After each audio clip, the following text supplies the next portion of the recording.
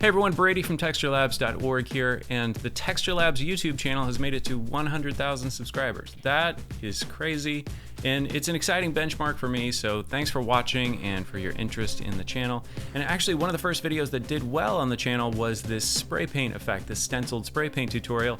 However, immediately after that video came out, Adobe changed the way that lens blur works, and that technique has just never worked quite the same since. So I've been hard at work on a version 2 of the stenciled spray paint effect. I figured if we're gonna do it again, it's gotta be bigger and better. I wanted it to look more realistic. I wanted it to work with color, with transparency, wanted it to have different sizes of paint speckles.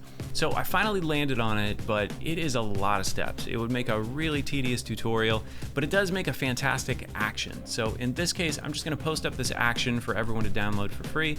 Kind of a little thank you for supporting the channel. There is a little bit of assembly required, so I'll take a minute in this video to show you how to get the action up and running. We'll take it for a test drive with a few extra tips along the way. It's become one of my favorite actions just in the past few weeks. It gives you a different variation of the spray paint every time you run it, so it has a little bit of this slot machine addictiveness. So I'll put a link to download that below. The only thing I ask is please don't download it and then put the action up for sale somewhere. I know you're thinking, who would do that? But some people do stuff like that. If you want to do the opposite and help support what I'm doing here and on the Texturelabs.org site, you can join the other awesome artists and designers who have supported the project on Patreon. There's also a new feature on Patreon. I'm releasing videos a full week early over there. They saw this video a week ago. So if you want to see the videos early, you can check that out. Either way, we're here now, whenever now might be. Let's get into Photoshop and check out this action. All right, first thing you're gonna wanna do is download this action. It's gonna be a zip file, and when you open the zip file, you'll have this ATN file, that's the action, and you'll have a PSD called SprayMap. That's a displacement map, kind of a reference file that the action is permanently gonna use. I keep a folder full of different displacement maps, but you can put this on your desktop or wherever. Just make a mental note of where that file is. Then the action file, the ATN, I don't think you can double click on it to open it, but you can just drag it right into Photoshop, and that'll add it to your list of actions. I happen to have a very basic document going here, just some live type and a background layer. There are a couple quick steps to get this action set up. And to do that, we just need a temp layer. So I'm gonna put a new layer in and just put a little scribble on here. Then if you open the details of the action, you're gonna see a lot of different steps, but the very first one says open. What we need to do is double click on that, and it's gonna ask us to point to a file, and we're gonna select that spray map file, that PSD, wherever that is. And once it opens, you can just close it right back up again. The action has now updated and saved the location of that file on your computer.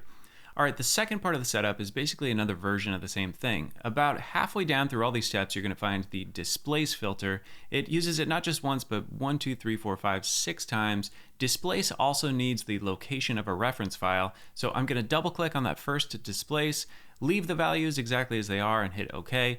Then it's gonna ask for a file. I'll point it to that same SprayMap.psd and hit open.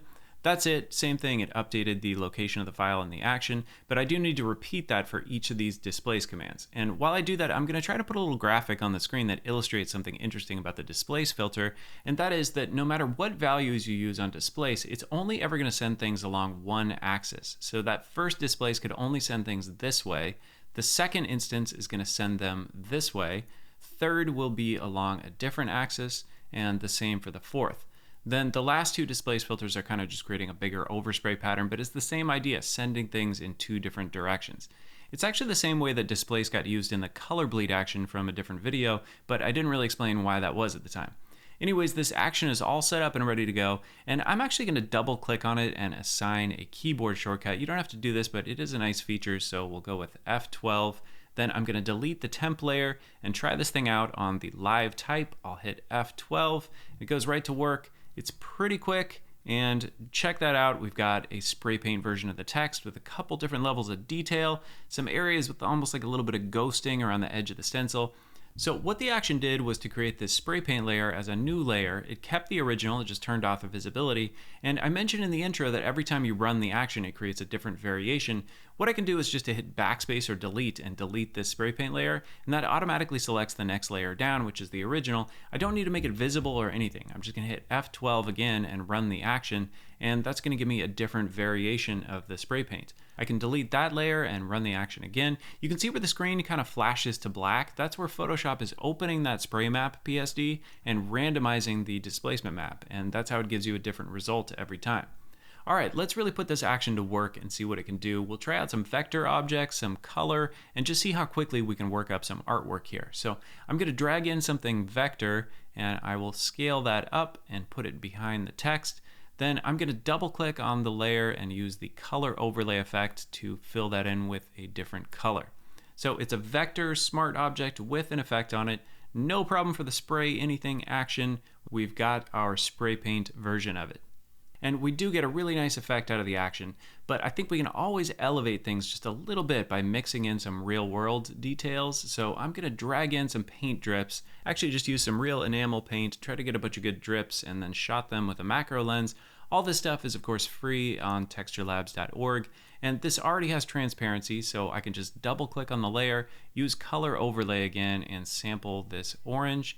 Then maybe we'll also get a bit of texture over everything. And this kind of looks like a background texture, right? So you might have this in the background and then use blend if to kind of get things to live on it.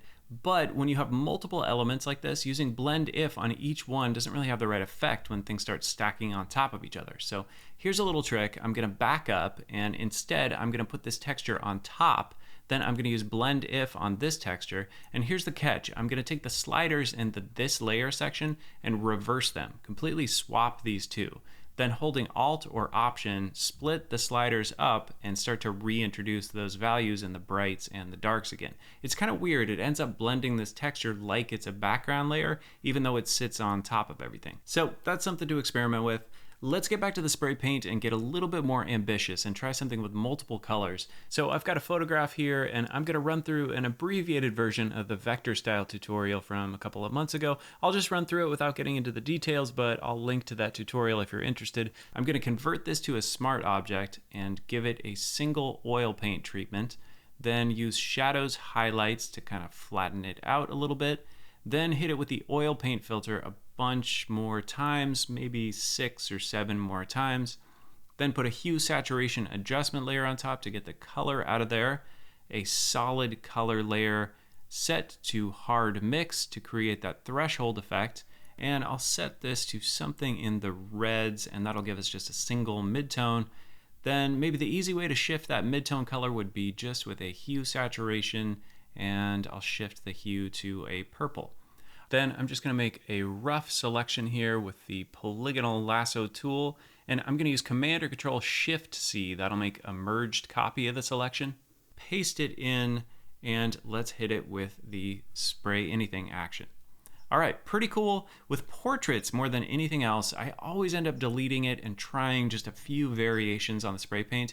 You kind of want those spray details to land in just the right places where it looks random enough, but it also doesn't obscure maybe some details in the face that you want to keep. All right, maybe then I'll duplicate this paint drip, and I'm gonna turn off this texture just so I can get an accurate sample on that purple color. Okay.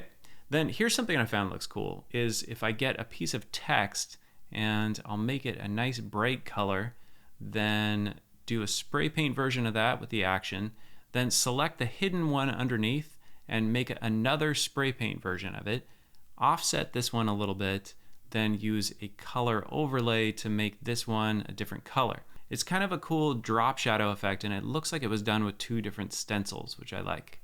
Honestly, this action is just pretty fun to mess around with. You can just drag random stuff in, and I'm still kind of amazed at how well this works for black and white vector stuff. To me, at least, that just looks so much like a stencil. I've found myself just grabbing random pieces out of old documents, just stuff that never got used for anything, and seeing if I can bring some new life to it as part of a larger piece of artwork.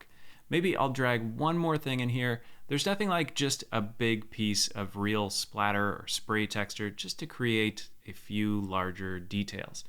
And let's invert that to make it white. And now that everything is in here, let's revisit that background color and maybe go with something a little more bold. And we'll call this thing finished. I hope you guys have fun experimenting with this action. For more stuff like this, be sure to subscribe. Thanks again for watching, and I will see you next time.